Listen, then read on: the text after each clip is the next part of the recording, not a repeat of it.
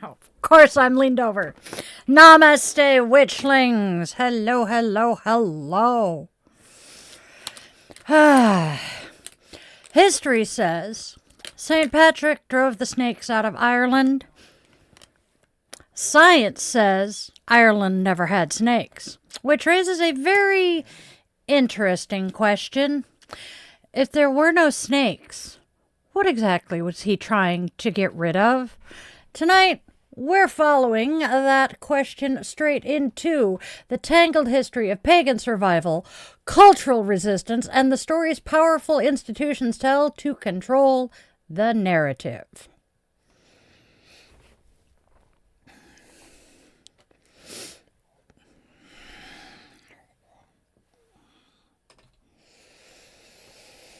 Hey there, Witchlings. I am Di, also known as Di the Yoga Witch. I am a yoga teacher, practicing witch, Navy veteran, wife, mom, and a small business owner who firmly believes that healing the world starts with healing ourselves and actually giving a damn about the people around us. And this is Bitchin Witch. This is the show where we talk about spirituality, history, politics, culture, and the very messy human experience of trying to build a better world, all through the lens of someone who has absolutely zero patience for bullshit. Some nights we're talking pagan history, some nights we're unpacking current events. Sometimes we're calling out power when it deserves to be called out. And sometimes we're just reminding each other that kindness, compassion, and community are still radical acts in a world that sometimes forgets them. But fair warning, my witchlings, this is not a calm, quiet meditation podcast. This is the one where I rant, rave, and occasionally rage with a healthy dose of colorful language sprinkled in like fucking herbs and spices. Because sometimes the truth deserves a little bit of fire behind it. So go grab your tea, your coffee, your ritual beverage of choice, and let's get into it, shall we?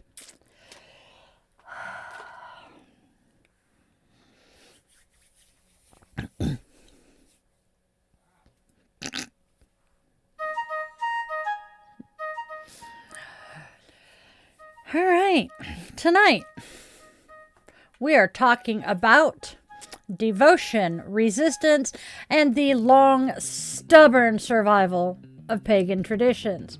Because it's St. Patrick's Day. And while the popular story says Patrick drove the snakes out of Ireland, history suggests those snakes might have actually been the indigenous pagans and their traditions that refused to disappear. So tonight we're digging into the real history, the Druids, the spiritual underground, and how traditions survive even when powerful institutions try to erase them. We're also talking about something very present day. Who controls the narrative when the world starts sliding toward conflict, and why civic responsibility matters, especially if you actually give a flying fuck about the humans who get sent into the middle of those conflicts. In other words, tonight, my lovelies, we are talking about Atijīvana, survival beyond hardship, and the people who refuse to let the flame go out. Because here's the thing about history, my witchlings. To the people who win power, they get to write the clean, heroic version of the story. The messy-ass truth usually gets buried somewhere underneath, and tonight, my witchlings, we're digging it all back up. All right. Let's start with a truth that makes some people just a smidge bit uncomfortable.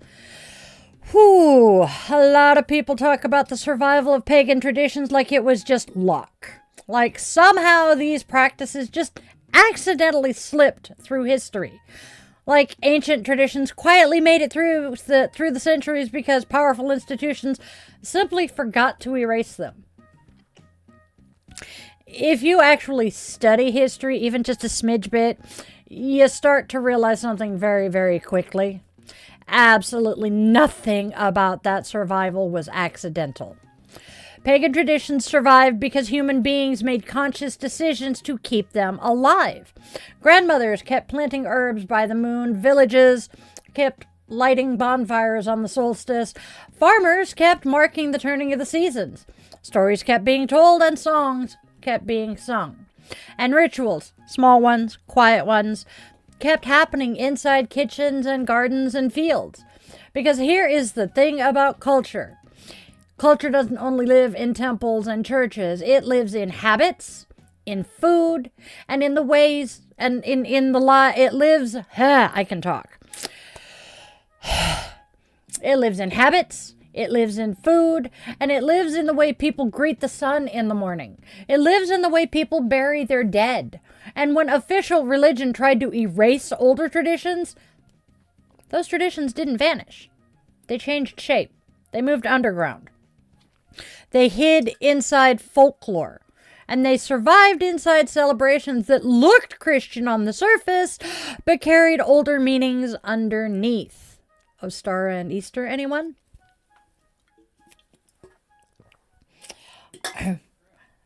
A harvest feast becomes a saint's day. A solstice bonfire becomes a holiday gathering. A goddess becomes a saint.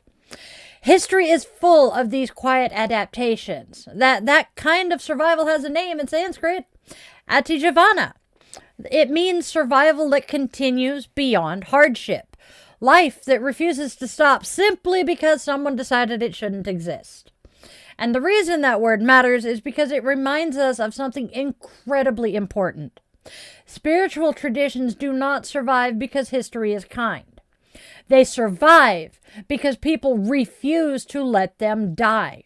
Someone lights a candle again. Someone tells the story again. Someone teaches the children. Someone whispers the ritual even when the world tells them not to. Atijīvana is not passive. It's not random. It is stubborn. And if you zoom out across history, you start to see something rather fascinating. Human beings are incredibly hard to spiritually erase. You can ban ceremonies, you can burn the books, and you can outlaw those traditions, but belief systems that are rooted in daily life, especially ones connected to land and seasons, have a way of resurfacing. They go quiet, they adapt, they wait, but rarely ever disappear completely.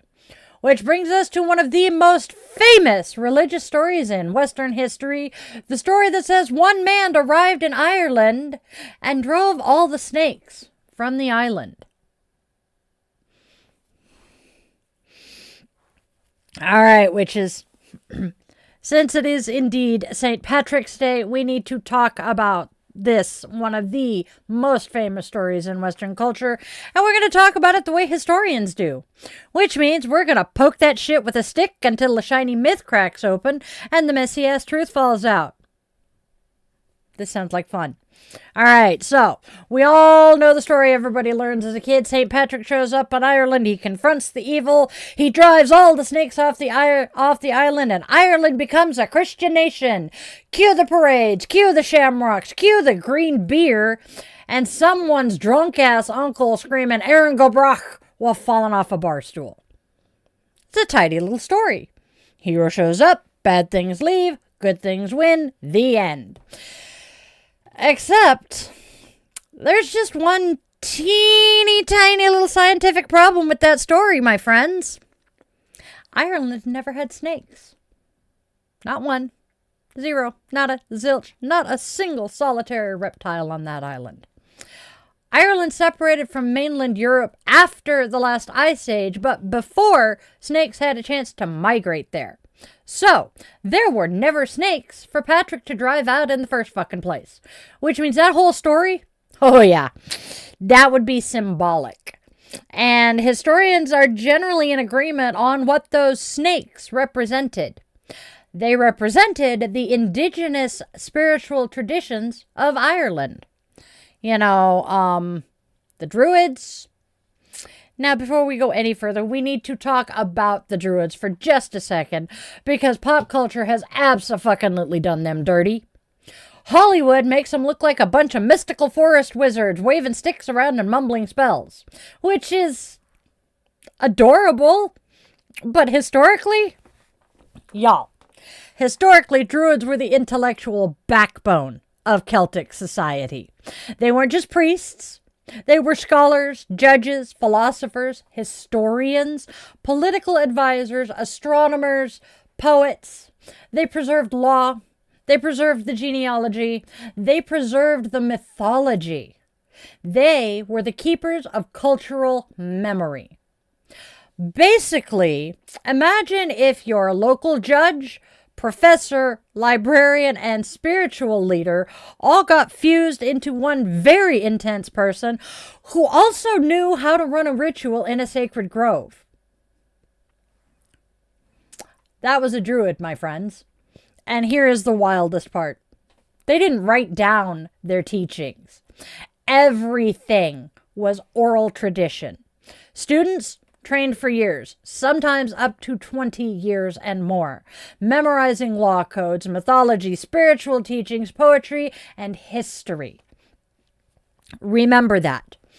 The Druids, this meant that the Druids had some enormous influence, but it also meant their knowledge was vulnerable, because when oral traditions get disrupted, entire cultural libraries can disappear frighteningly fast. And that disruption came in waves across Europe as Christianity spread. Now, I want to be clear here. History is incredibly complicated. Patrick himself wasn't some cartoon villain marching across Ireland with a sword in one hand and a Bible in the other, screaming, "Convert or else!" His personal story is actually pretty intense. He was born in Roman Britain. As a teenager, he was kidnapped by Irish raiders and taken to Ireland as a slave. He spent years herding sheep in isolation. Eventually, he escaped. Yay! Returned home. Yay! Later, became a Christian cleric. Oh.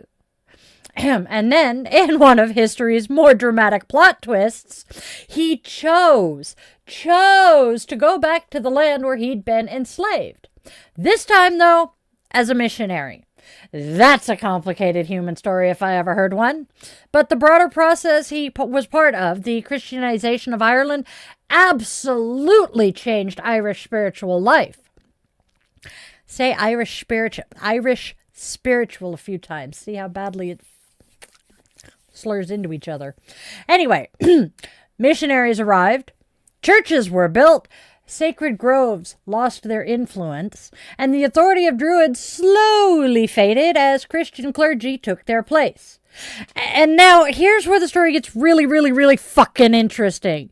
Because instead of wiping out Irish culture, Christian monks in Ireland did something nobody expected. Remember me saying that their history was entirely oral? The monks started writing it down. And this is one of the strangest plot twists in the entirety of European history.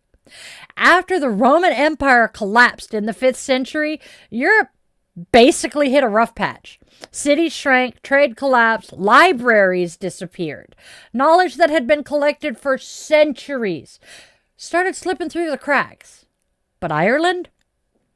Ireland was never conquered by Rome. So, it developed its own monastic learning culture. Irish monasteries became intellectual powerhouses. Monks copied manuscripts. They studied theology, classical literature, science, and they preserved texts that might otherwise have vanished forever. But here's a kicker. Some of those texts they preserved weren't Christian. They were pagan mythology, stories that had originally been carried by Druids and poets. The Tuatha De Danann, the Ulster cycle, the Fenian cycle, stories about gods, heroes, magic, and the land itself. Christian scribes sometimes softened the pagan elements. Sometimes they reframed the gods as ancient kings or magical beings, but they wrote the stories down, which means that in one of the greatest historical ironies imaginable, the same religious system that replaced the Druids also preserved the mythology of the culture the Druids came from. Without those manuscripts, huge portions of Celtic mythology would be completely gone. Poof! Lost. Vanished like someone hit delete on a hard drive. We're going to take the magnet. Anyway, instead, those stories survived. And because of that, Ireland became something extraordinary, a cultural bridge between pagan past and Christian present, between the oral tradition of and the written scholarship, between ancient myth and medieval history. This is why Ireland eventually earned the nickname the Island of Saints and Scholars. And Irish monks, honeys, they didn't just sit around copying manuscripts. They traveled across Britain, across Europe, establishing monasteries and schools everywhere, bringing learning back into regions where knowledge had collapsed after Rome fell. So in other words, Ireland helped preserve huge-ass pieces of European intellectual history during a time when things were otherwise falling apart. So, that neat little story about Patrick driving out the snakes? Yeah, it's missing some details because the real story isn't about total eradication. It's about transformation, adaptation, and survival. And underneath all of that, the spiritual underground. Even while Christianity became dominant in Ireland, the older relationship between people and land never disappeared. Seasonal festivals continued. Sacred wells remained sacred. Fairy lore persisted. Farmers still followed rhythms tied to sun, moon, and soil. The old worldview echoed through their folklore, superstition, and through daily habits that nobody thought twice about. Which means the Druids didn't just vanish into smoke. Their influence seeped into the culture, into the bones of the place, and into stories told around fires. That, my friends, my loves, my witchlings, is Atijīvana. Survival beyond hardship. Life continuing even when powerful systems try to replace it. And centuries later, hello, those buried traditions start surfacing again. People rediscover the stories, reconnect with the land, and reclaim spiritual frameworks that never completely disappeared. Which is exactly why and what we're seeing today with modern paganism and druidic traditions. They didn't pop up out of nowhere. They survived, quietly and patiently, waiting. Which makes St. Patrick's Day a hell of a moment to talk about pagan resilience. Because the real history of Ireland isn't just about conversion. It's about cultures colliding, adapting, and preserving pieces of each other. And then carrying the past forward in ways nobody planned or expected. And that, my witchlings, is Atijīvana in action. Tradition surviving the long game, even when history tries its damnedest to wipe it out.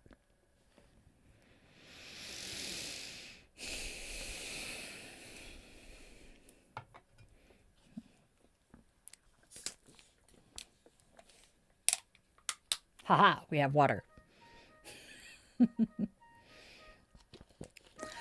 All right, witches. Let's talk about the spiritual underground here. One of the most fascinating patterns in history is what I call the spiritual underground. Whenever powerful institutions try to suppress a belief system, that belief system doesn't usually or always vanish. It just goes quiet. It goes quiet. Think about seeds buried in soil during winter. From the surface, it looks like nothing's happening. But underneath, honey, life is waiting. The same thing happens with spiritual traditions. When pagan practices were suppressed across Europe, they didn't disappear overnight.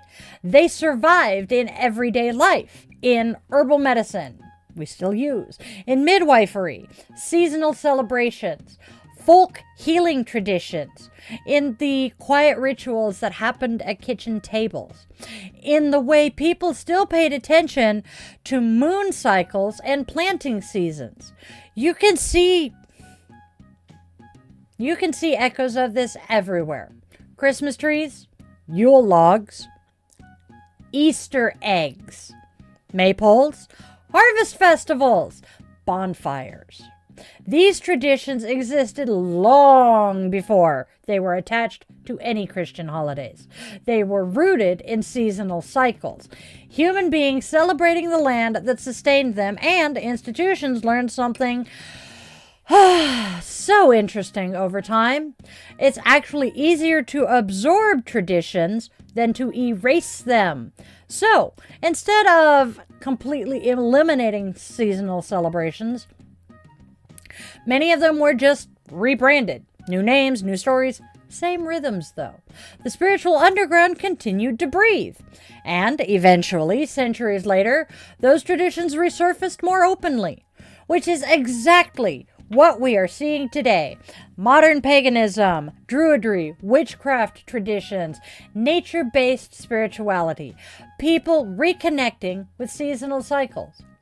These aren't brand new movements. They're revivals and rediscoveries, and they're echoes of something older that never fully disappeared. Because at the end of the day, human beings have always had a spiritual relationship with the natural world. And that relationship, well, that's pretty hard to erase. I'm going to crack my soda, so give me just a second.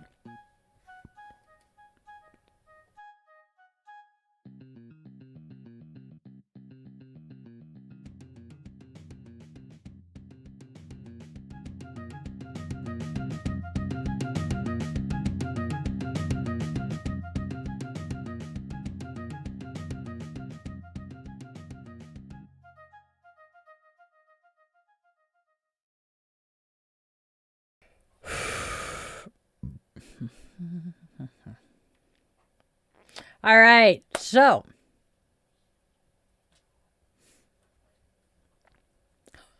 all right, witchlings, let's talk about what's going on in the world right now. Because, well, honeys, darlings, dears, witchlings, history doesn't stay politely locked up in textbooks. It has a habit of walking right into the present and starting to make a mess of things. Right now, right this very minute, tensions are ramping up yet again in the Middle East. Iran. U.S. military installations getting hit, missile strikes, retaliation discussions, politicians pounding podiums, cake's breath, cable news spinning narratives like a fucking carnival ride. And if you've been paying attention for more than 5 minutes, you've probably noticed something very familiar happening. The story is already being spun.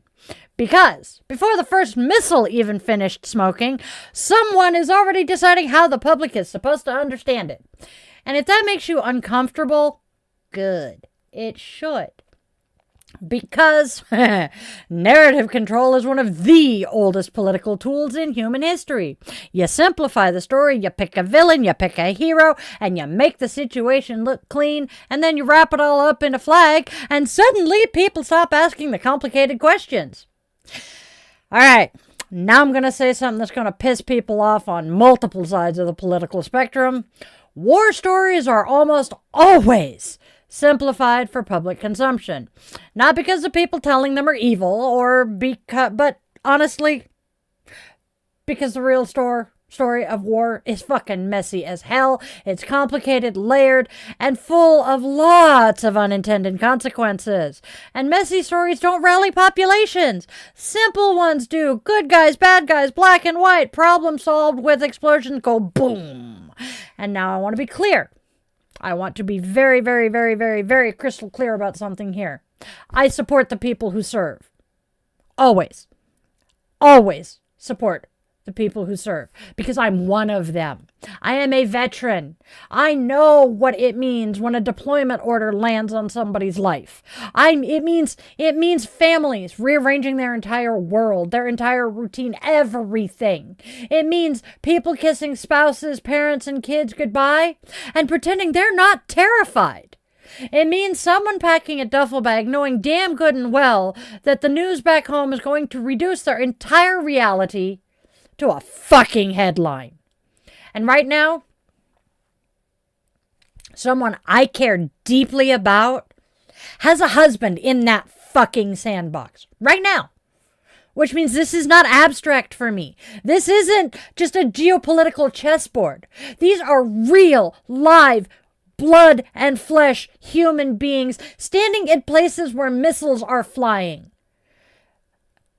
And that reality is exactly why I get furious when political narratives start getting sloppy. Because sloppy narratives get real fucking people killed. Let me say that one again for the people in the cheap seats here. Sloppy narratives get people killed. When leaders start simplifying conflicts into clean moral fairy tales, that's when the public stops asking the hard questions. Questions like, what is the mission? What is the end game? What happens after the bombs stop? How many civilians are going to get caught in the middle here? How many soldiers are going to come home with trauma that follows them for the rest of their lives? How many families are going to get that knock? Those questions matter. And historically, they're exactly the questions that get buried when governments start shaping the narrative. Which brings us back to what we were talking about earlier. St. Patrick, the snake story. Hero arrives, evil leaves. Simple, neat, memorable. But reality? Reality was complicated. It involved cultural suppression, religious transformation, adaptation, and centuries of social change. But that messy truth got boiled down to one clean, neat little legend. Patrick drove out the snakes. Boom! Story finished. Humans love simple stories, but simple stories are also incredibly useful tools of power. Because when people accept the simplified version, they stop looking for the deeper truth underneath. Now listen. I'm not sitting here telling you what political opinion you're supposed to have about Iran. No, this show is not a policy think tank. This is not a political show. This is me talking as a woman, a veteran, and a witch. I am telling you something that every citizen, especially in a democracy, should remember. It is your responsibility to stay awake. Pay attention to how stories are being framed, to what information is emphasized. Pay attention to what information quietly disappears. Ask questions. Demand clarity. Because patriotism, my friends, my darlings, my lovely witchlings, patriotism is not blind obedience. And anyone who tells you otherwise has either never studied American history or is praying to every god there is that you haven't. This country, the United States of America, was literally founded by people who questioned authority, demanded accountability, and fucking refused to accept the official narrative without examination. Healthy democracies depend on that kind of engagement. They depend on citizens who care enough to stay informed, not constantly outraged, not blindly obedient, but awake, aware, and grounded. Because here is the brutal as fuck truth about war. The people who start it are almost never the ones who bleed in it. Soldiers bleed. Civilians bleed. Families bleed. Communities bleed. The cost spreads out across generations. And once that machinery starts turning, it is incredibly difficult to stop it. Which is exactly why the stories we tell about conflict matter so fucking much. If the story is honest, people can make informed decisions. But if the story is manipulated, then the entire public conversation gets distorted. And when that happens, democracy itself starts to wibble wobble. So here's the grounded fire I want to leave you with tonight on this one. Support the humans who serve. Always, always, always. Support their families. Always, always, always. I have been on both sides of the uniform. But never stop asking questions about the decisions that put them in harm's way. Because devotion to your country should include devotion to its ideals, accountability, truth, and participation. And the courage to say, wait up a minute, hold up. Are we sure about this? History shows us again and again and again that societies do their best thinking when citizens refuse to sleepwalk through complicated moments.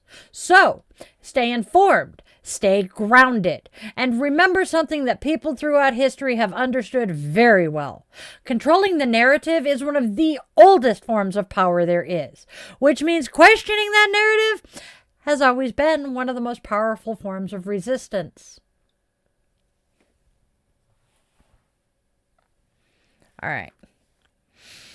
Take a sip, and we'll move on.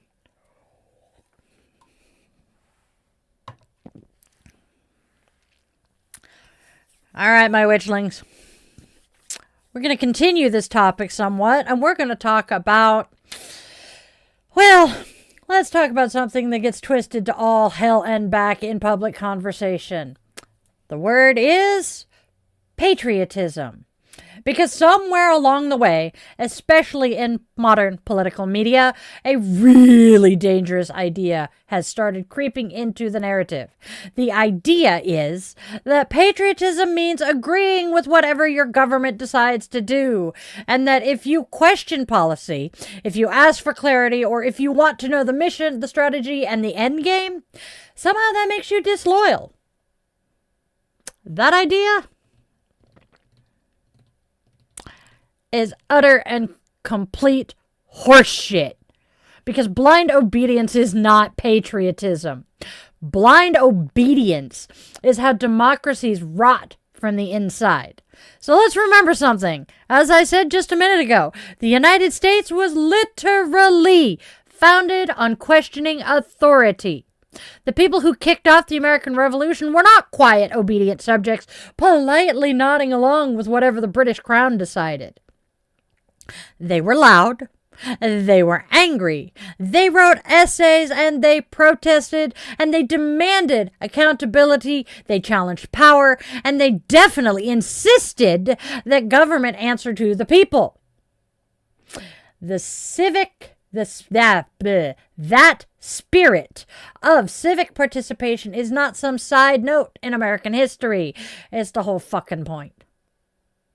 Let me say that one again. That spirit of civic participation is not just some side note in American history. It's the entire fucking point of our country. Healthy democracies require engagement. They require citizens who are paying attention. They require people willing to ask uncomfortable questions. And as a veteran, I'm going to say something that kind of makes people blink.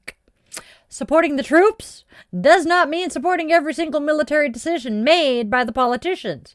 And those two things, not the same. In fact, they are oftentimes complete opposites. If you truly, genuinely care about the human beings who serve, who wear that uniform, you should care deeply, I mean deeply, about the decisions that put them in the line of fire. You should care about whether a mission is justified. You should care about whether there is a plan beyond the first wave of bombs. You should really care about whether leaders are treating military lives as sacred responsibilities or as expendable political chess pieces. Because when a service member deploys, they do not deploy alone. Excuse me. Families deploy, spouses deploy, children deploy. Entire communities feel that absence. People hold their breath for months and months at a time, hoping that next phone call or that next knock on the door isn't the one that shatters everything. And when those soldiers and service members come home, so many of them carry experiences that don't just disappear when they walk through that door. They carry trauma. They carry loss. Memories that stick around for decades. So when someone tells you that patriotism means never questioning the decisions that create those realities, fuck no. Absolutely not. Real patriotism is caring enough about your country to want it to live up to its ideals. Real patriotism means wanting the systems of power to act with wisdom and restraint. Real patriotism means valuing human life enough to demand accountability. And for a lot of us who served, that instinct doesn't go away when we take off the uniform. Service becomes a part of who you are. You look around the world and you see problems and your brain immediately goes, how do I help? How do I fix this? How do I make things better? That drive to serve doesn't disappear. It evolves. Sometimes, for some of us, it becomes activism. Sometimes it becomes community work or teaching, healing, or just simply being the person who steps forward when others hesitate. And if you've been listening to this show for a while, you probably know that instinct is something I carry deeply. I have known, long ass time that my purpose in this life is to help, to heal, and to care. And that purpose doesn't just show up in yoga classes or spiritual conversations. It shows up in how I participate in society along with many of my other fellow veterans. It shows up in whether we choose apathy or engagement. Because here is a hard-ass truth. Democracy is not self-sustaining. It requires maintenance, just like a garden. If nobody waters it or weeds it or pays attention to what's growing and what's choking the life out of it, things start to decay. And civic participation is a part of that maintenance. Voting, staying informed, supporting our veterans and our military families, speaking up when policies threaten vulnerable communities, helping your neighbors, showing up for local causes. All of that is civic responsibility. And you know what's funny? Those acts look a lot like spiritual practice because both require the same core qualities: presence, integrity, compassion, commitment, and devotion. Devotion to something larger than yourself. That's what service really is. And that, my witchlings, is where this whole conversation loops back to the theme of our episode: devotion as resistance, survival, and continuity. Every time someone chooses to care instead of withdrawing into cynicism, every time someone shows up for their community instead of shrugging and saying, not my circus, not my monkeys, every time someone stands up for human dignity in a world that often forgets it, that is devotion in action. And devotion like that has always been powerful. It kept cultural traditions alive through centuries of suppression. It kept communities intact during periods of chaos. It kept spiritual knowledge moving from one generation to the next. That is Atijīvana. Survival that continues because people refuse to give up on what matters. And if there's one thing history has taught us, it's this: the future is shaped by the people who keep showing up, the ones who keep caring and who refuse to let compassion disappear. So, if like me, your instinct is to help or to heal or to care, good. Hold on to that, because the world desperately needs people who are still willing to show up with that kind of heart. And trust me when I say this, that kind of devotion, it has always been one of the most powerful forces for survival humanity has ever known.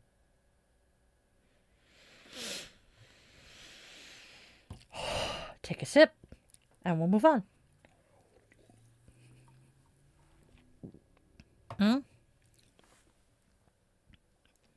All right, my witches. Oh. Ha. Oops.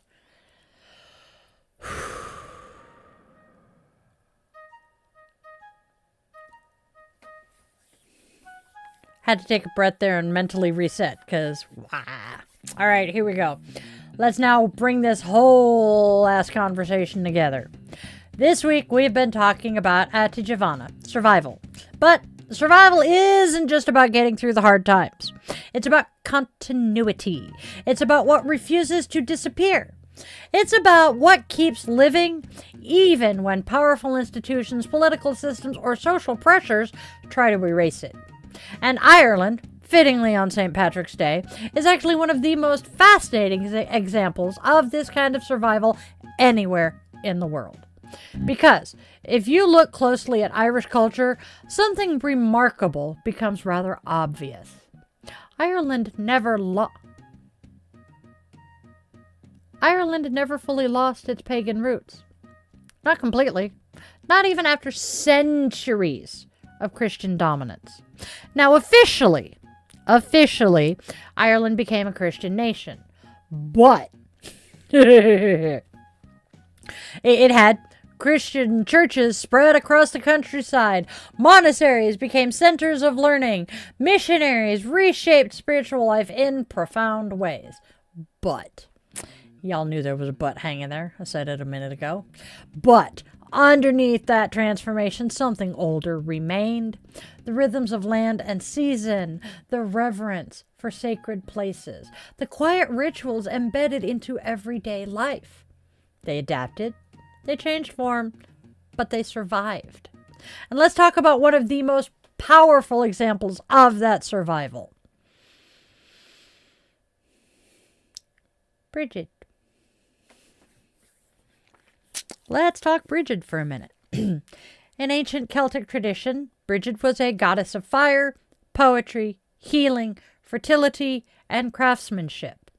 She was associated with inspiration, with the sacred flame of creativity, and with the hearth fire that sustained families and communities throughout winter. Her festival was Imbolc, celebrated at the beginning of February. Imbolc marked the first stirrings of spring, the earth waking up beneath the frost, the return of light after the darkest part of the year. People lit fires, they honored the coming growing season, they asked for protection, creativity, and renewal. Now, fast forward into Christian Ireland, and suddenly we find, Saint Brigid, a beloved Christian saint, associated with healing, protection, and the hearth, celebrated on February 1st, the same day as Imbolc. And her symbol, the Brigid's cross, woven from rushes and hung in homes for protection. Curiouser and curiouser, Now, historians debate exactly how this particular transition happened. Some believe the saint was based on a real historical woman. Others think that the church essentially absorbed the older goddess and simply reframed her through Christian storytelling. But either way, something remarkable happened there. The tradition did not disappear. It transformed. The sacred flame continued burning. And that isn't metaphorical. At Kildare, one of the most famous sites associated with Brigid, a sacred flame was tended continuously, originally by pagan priestesses, later by Christian nuns. A flame kept alive by generations of women across 2 religious systems. Now, it did eventually go out, but it was restarted and has been tended continually since. It is still burning. Now, if that isn't a perfect example of Atijīvana, I do not know what is. The form changed, the devotion remained, and Brigid is only one example.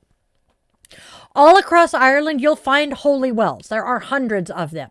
Many of those wells were sacred long before Christianity arrived. People believed the waters carried healing power. They visited these sites for blessings, rituals, and prayers connected to the land. Now, when Christianity spread, many wells were, bad choice of word, many wells were rededicated to the saints. But the practices surrounding them didn't vanish. People still tied ribbons to nearby trees, they still left offerings, and they still walked pilgrimage paths, and they still treated these places as spiritually alive. The language changed, but the reverence remained. And then, my favorite, we have the fairy traditions. The Irish relationship with the Sidhe, the fairy folk, is not the whimsical version most people imagine. These beings are ancient, powerful, deeply, deeply connected to the land. Fairy mounds, fairy trees, fairy paths. Even today in the 21st century, in parts of rural Ireland, construction projects have been altered to avoid disturbing places believed to belong to the Sidhe. Farmers sometimes leave lone hawthorn trees standing in the middle of fields because removing them is considered deeply unlucky. Now think about that for just a minute. A modern European country with modern infrastructure, modern institutions, and yet the old stories still influence how people treat the land. That's cultural memory and spiritual DNA. And it survived. Not through open rebellion, but through quiet devotion, through folklore, daily practice, and families teaching their children the stories. This is what the spiritual underground looks like across centuries.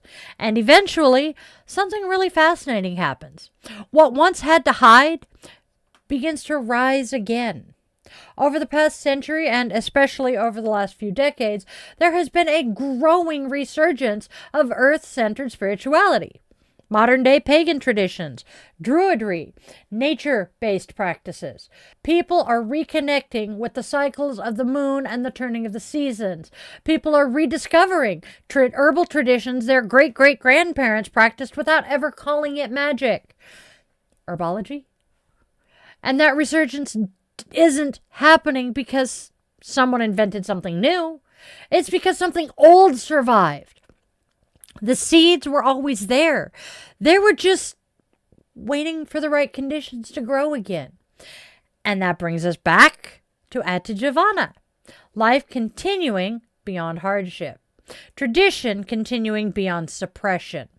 Devotion continuing even when the world tries to erase it. And I'm going to share something personal with y'all here. Because Brigid isn't just a historical example for me. She's part of my path. A couple years ago, she just kind of tapped me on the shoulder in that very unmistakable way the old gods sometimes do. Not dramatically, not thunder and lightning, more like that quiet moment where something in your bones suddenly knows. And the message was essentially, hi, you're mine now. Now, I tell you, if you've ever had an experience like that with a deity, you know exactly what I mean and what I'm talking about.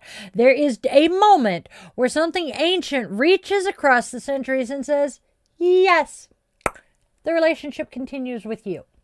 And when that happens, you realize something profound. Traditions don't survive in books.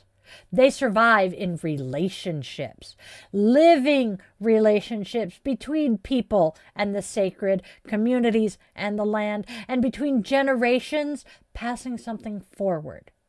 That is how the flame stays lit. And that's the deeper meaning behind everything we're talking about this week. Because survival is not an accident. It's a chain. Someone keeps the fire burning, someone tells the story again, someone over there teaches the ritual, and someone here protects the sacred places. And eventually that flame reaches someone new. Maybe someone listening to this podcast right now. Because history is not something that only happened in the past. It's something we are participating in every single stinking day. The choices we make now determine what survives into the future, what traditions we keep, what values we carry forward, and what stories we refuse to let disappear. So whether your devotion looks like lighting a candle, or stepping onto the mat, planting herbs by the moon, or simply honoring the turning of the seasons, or choosing compassion in a world that sometimes feels so chaotic, those acts matter. They always have. Because survival isn't passive. Survival is participation and it's devotion. And sometimes, my witchlings, devotion itself becomes an act of defiance. That is Atijīvana, life continuing beyond hardship, the flame carried forward. And now the question becomes ours. What flame will we keep burning?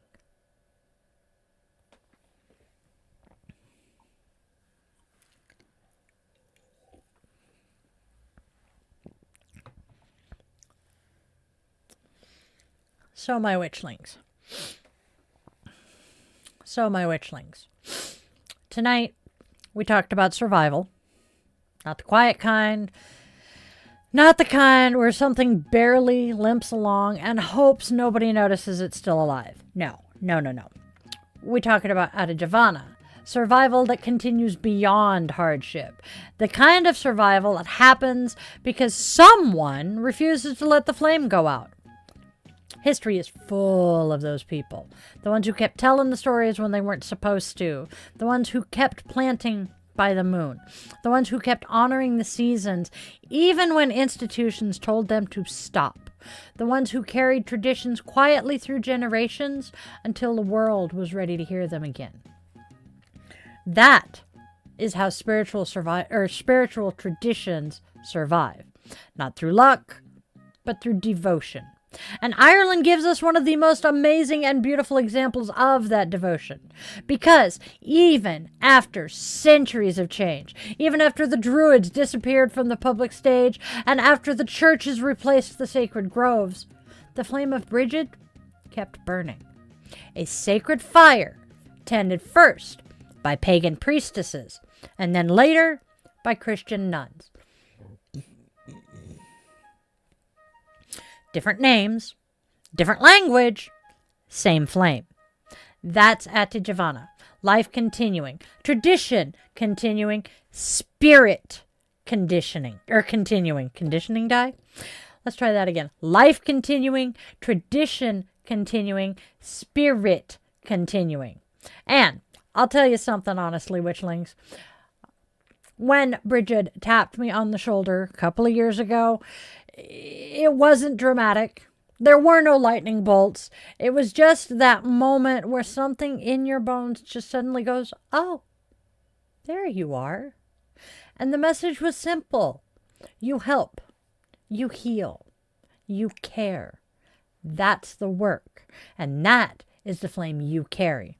And when you realize that, when you realize your purpose is to help hold that fire for others, everything changes. Because suddenly, the question isn't, what am I supposed to do with my life?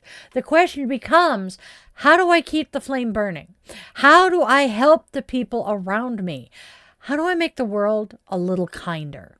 How do I carry forward the things that matter? That's devotion and service, and sometimes that's resistance. Because caring in a cynical world is an act of rebellion. Healing in a wounded world is an act of rebellion.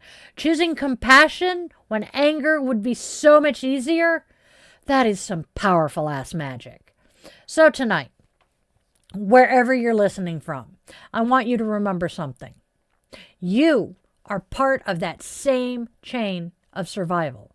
Every time you show kindness, every time you choose compassion, every time you stand up for what is right, and every time you care for your community, your family, your neighbors, your fellow fucking humans, you are helping keep the flame alive.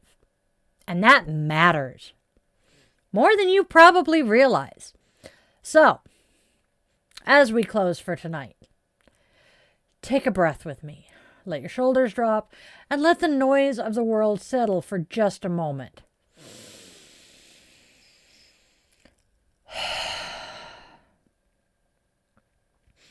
And imagine a small, steady flame in your chest.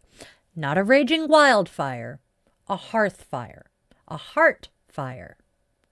A kind that warms a home and that people gather around. The kind that stays lit through the longest nights. That flame is yours. It's been passed forward through generations of people who refused to let it die. And now, It's yours to tend. So tend it well, witchlings. Keep it burning. And remember what I always say. Spread love. Spread joy. Spread kindness. Tell the people you love that you love them. Tell your friends that they matter. Yawn in the middle of what you're saying, I guess. Tell your friends that they matter. Tell the people in your life that they are wanted, needed, and here for a reason. Because they are. And so are you. So, good night, my witchlings. And I'll see you next time. Now let's check in with the chat right quick. Just a quick... Okay. All right. Thanks, guys. Good to see some familiar faces. Familiar faces. Familiar faces. Dum, dum, bum, bum. All right. Have a good one. I'll see you next time. Stay informed, stay angry, and stay magical. Namaste, witchlings.